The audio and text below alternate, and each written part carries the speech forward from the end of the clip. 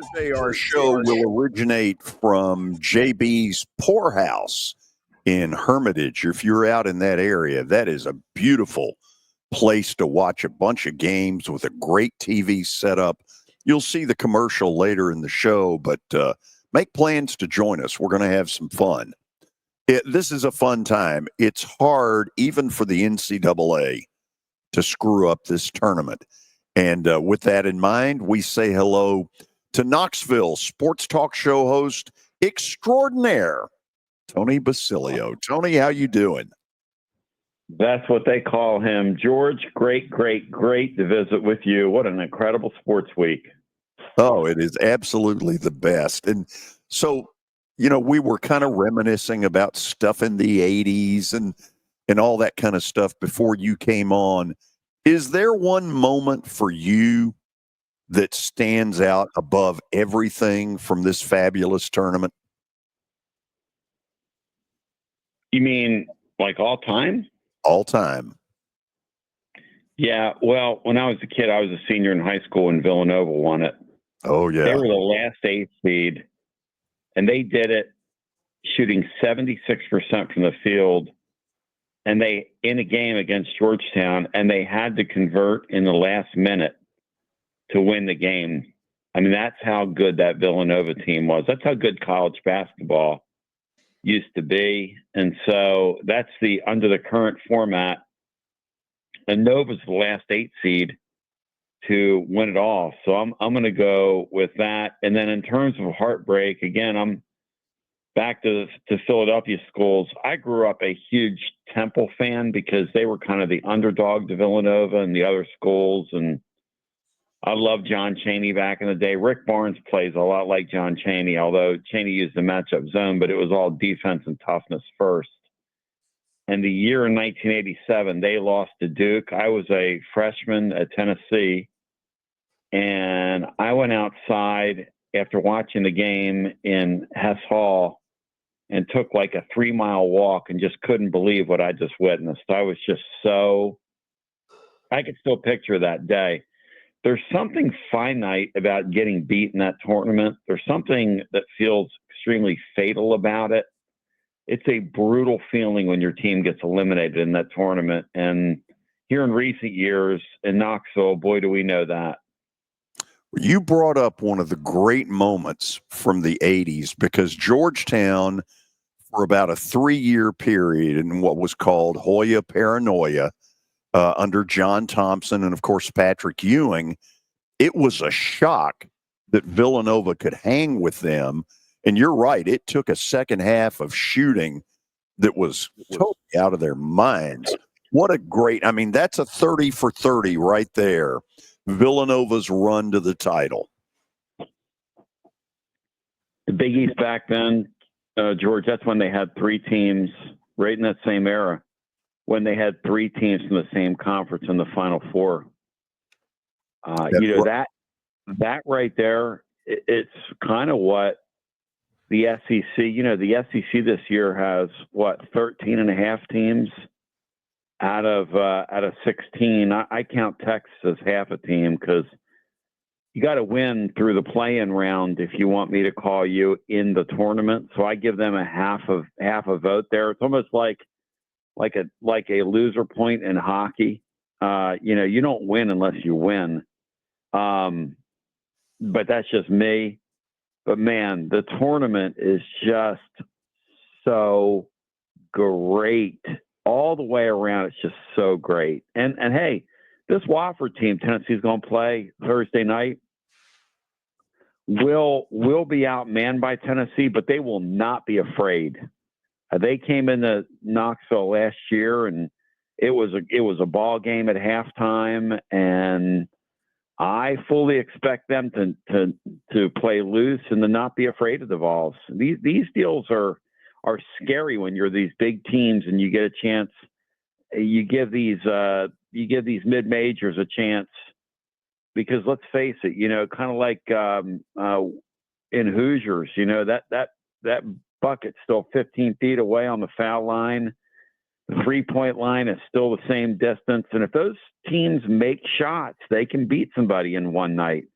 just a great, great sporting event. It's a crazy, wacky sporting event, but it is a great sporting event. All of that said, Tony, and I've seen Wofford. I saw him last week in the SoCon like you did.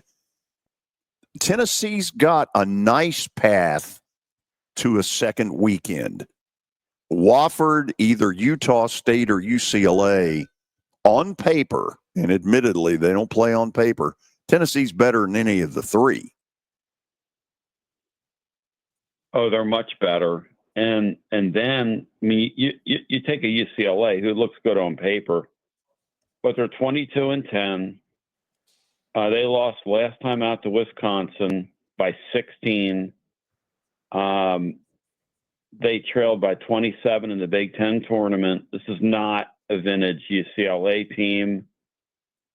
Also in that bracket, if you drill down if you want to go one leg further, you've got Illinois, who finished 7th in the Big Ten. Tennessee beat that team on their home court, rather. Recently, that Illinois team's been going in the wrong direction. They lost by 43 to Duke. Maryland got them by 23. And the truth is, they're just not the same team. And then Kentucky, Kentucky or Illinois theoretically could face the Vols in the Sweet 16, but Jackson Robinson's out, and they got beat 29 to Alabama last time they took the floor. And the truth is, they don't look the same without him. So this really, George, at the end of the day, I hate to say it, because you start saying things like this out loud, they don't come to fruition. But, man, this looks like a great draw. Not a good draw. Tennessee got a better draw than Florida has. Tennessee got a better draw than Auburn has. And, Tennessee's kind of sitting there as the top number 2 seed in the tournament. But, man, it is a perfect navigable draw for the Vols. And, you get to the 8, and then all of a sudden you're going to look up. And I think most of us think Houston's going to get through, but who knows?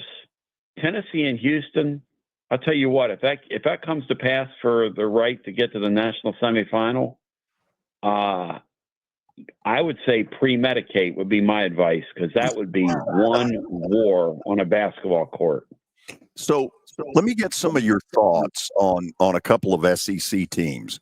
As I watched Auburn Saturday at courtside, at no point did I honestly believe that Auburn was going to win that game against Tennessee. To me, there's been a little bit of slippage since, let's say, mid-February, when we all thought they were the best team in the country. And where they slipped is on the defensive end. And the numbers say that, the Ken Palm, the predictive numbers, and they're not lying.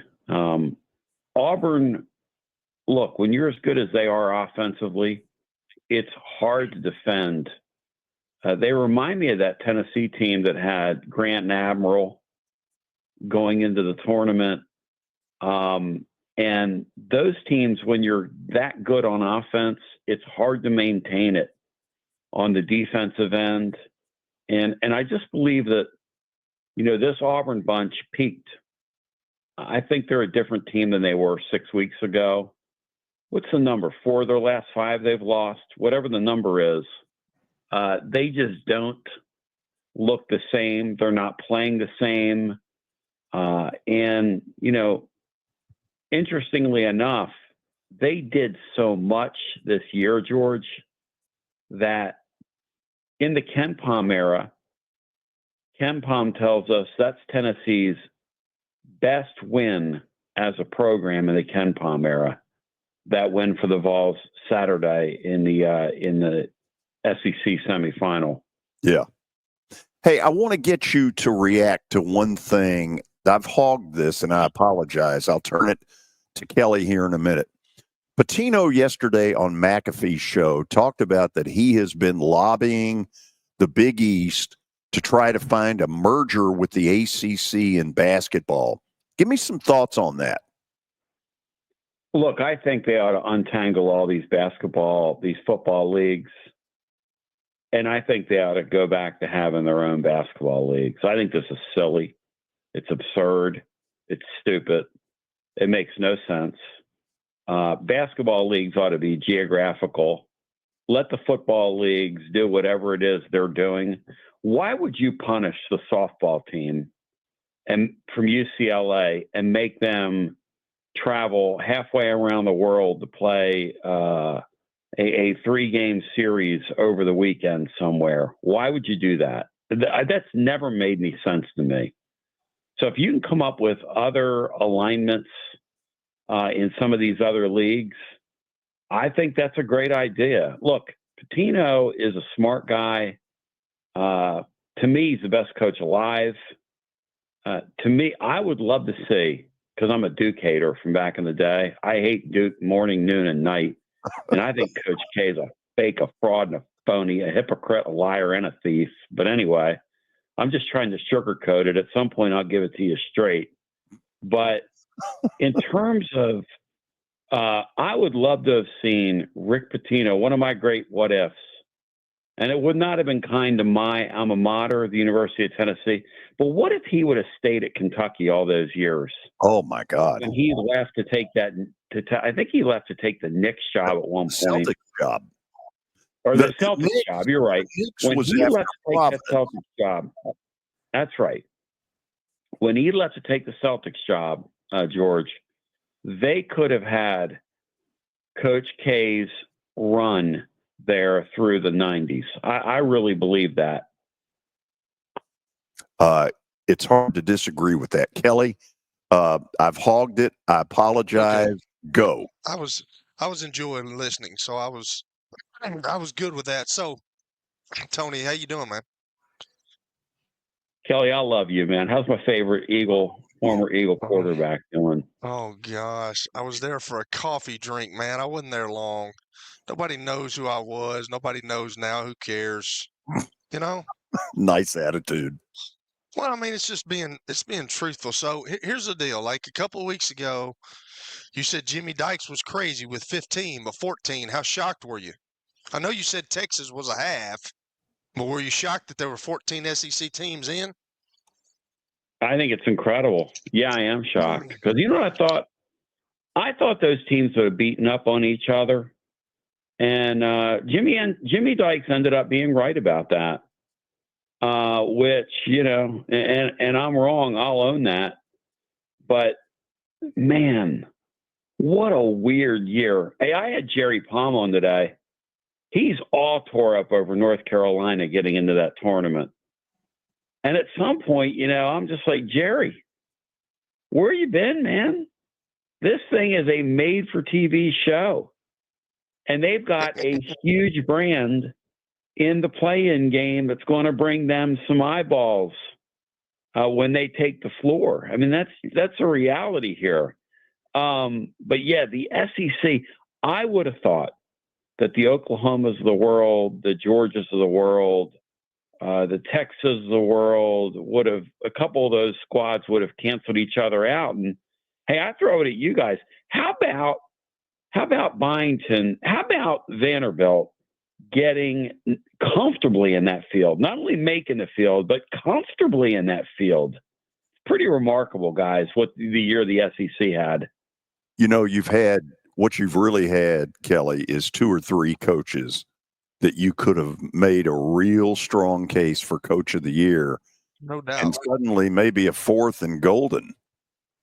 No doubt. So I was watching the game the other day, and I knew that Jonas Adu had gone. I didn't realize, I forgot that he had gone to Arkansas. How much do you think he would have helped you guys? Because I heard Rick Barnes talking about it a little bit, but like, how much has UT missed him? Well, I mean, they missed him, but you know, the backstory on him is he came in there and Arkansas offered him $800,000 as part of their close to $9 million payroll. And when that occurred, Barnes looked at him and said, son, get your coat, your brim and get on out my gym if you think I'm giving you $800,000. See you later. Did they not say on the broadcast that Barnes said that with Adu, they're a national title team? Did I hear that right? Yes, you did. That's what I was talking about. Yeah. Because I didn't know if They that's were something Barnes actually said or not. I haven't heard Rick Barnes say that, but they were surprised that they lost both of those guys because the other kid ended up going to Arizona, which kind of put them in a little bit of a scramble mode. And then what compounded that is when JP Estrella, who's their best player, got hurt in December. Look, I would submit to you guys, and I'm not being homerish here, but that was one of Rick Barnes' best coaching jobs. To get that team to 12-6 in the league, in that league, with as beat up as Tennessee has kind of been, losing their probably their best player in that Estrella kid, losing both those centers over the summer, sort of out of nowhere, or late in the spring, sort of out of nowhere. I mean, that's a great, great coaching job by Tennessee to get to where they are. Agree. So, yeah, Tony, so one of your arch nemesis this year, you hadn't beat him. Do you think Kentucky, and I'll give this to George because he said it yesterday, but you think Kentucky deserved a 3 seed? Look, on the strength of the league they're playing in, yeah, probably. I mean, you could make an argument that they're a little high there.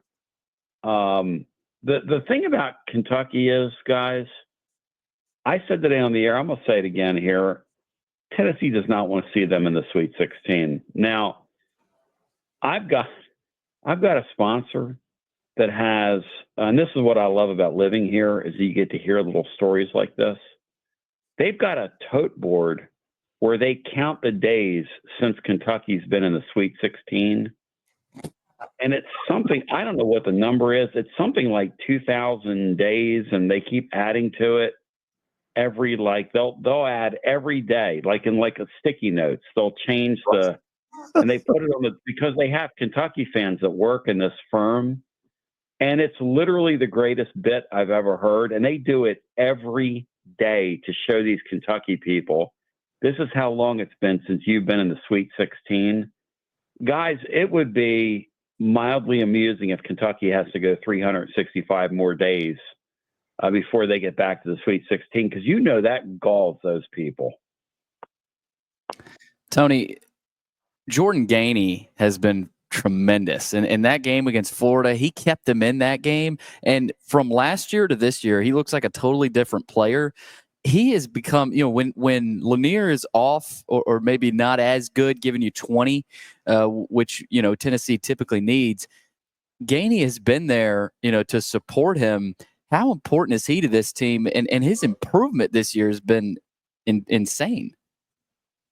Well, when he came here last year, and it was similar to what you're seeing this year with Lanier, Lanier has not had a chance to work on his body and make himself bigger, which is what would happen if he stayed at Tennessee for another year. Now, he's out of eligibility. He's a fifth-year player, so he's going to go on. Behind the scenes with Lanier, they've been concerned about his conditioning, and there's only so much you can do with a guy when you get him out of the portal, because they, in one sense, they are who they are, and you're not going to catch up in the summer, and you're not going to catch up certainly when you're playing basketball games. And this year, Lanier has had games where he goes off in the first half and then he'll disappear in the second half. And they think a lot of that is conditioning. Gainey last year looked overwhelmed at times as a mid-major player, where he came from South Carolina upstate. One of the great scorers in his time there from the three-point land in the country, led the country in three-point shooting a couple years. So they knew he had it in him. But last year, he was just unsure of himself. His play was uneven. He is a completely different basketball player. In fact, I would submit to you, he's an X factor. If he plays anywhere close to the level he plays at or played at the other day, and you can see his body language. One thing the great Mark Griffin, who is a mutual friend of ours, George, and is a fixture on your program, has taught me is that you watch these guys' body language, and body language does not lie. And Gainey carries himself like he's a dude on the basketball court right now. This is a guy that knows he can play at this level. I mean, he was like, hey, give me the ball the other day in a game where very few Tennessee players wanted it.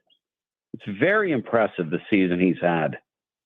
I got to watch that a little closer. He was really good. Oh, I know he was. Listen, he kept them in that in the second half. So, Tony, let's assume there is at least one person in Middle Tennessee who today heard you for the first time and said, wow, this guy, he needs to be hosting this show. And no, you know what they said? You know what they said? Wow, this guy sounds like he got up at 3:45 this morning to catch an early flight where he was watching Philly spring training baseball. And if you did think that and you're listening to this show, you are right, because he's gone on about 3 hours sleep. But George, they can find me at tclub.team. Now I got to tell you, we got a busy week, man. I know we got you a do. busy week. We're gonna do a fun watch party kind of thing. I heard you guys talking about where you're going to be on Thursday. We're going to do one for our basketball game in the second round. We've got tomorrow night. Hey, tomorrow night in Rocky Top, people are going to have the basketball game one. I never thought I'd say this, but a bunch of people are going to have a TV with the baseball game on as well, Tennessee and Alabama. And so these are fun times here, guys. This is a lot of fun. It is the best. Thank you as always. I'm envious about spring training. Oh, George went down and saw the Phillies in that stadium in Tampa, that little mini Yankee Stadium. Yeah. That place is amazing. Was down there Friday night. Went and saw the Flyers play the Lightning last night. We left it all out there, George. We left it all out there. You know what? It was a typical sports weekend. One win, 2 losses, and 1 tie. 3 total points, George. I love it. Hey, baseball game that was a tie. Thank you, guys. Get some rest. Thank you, guys. Thank you.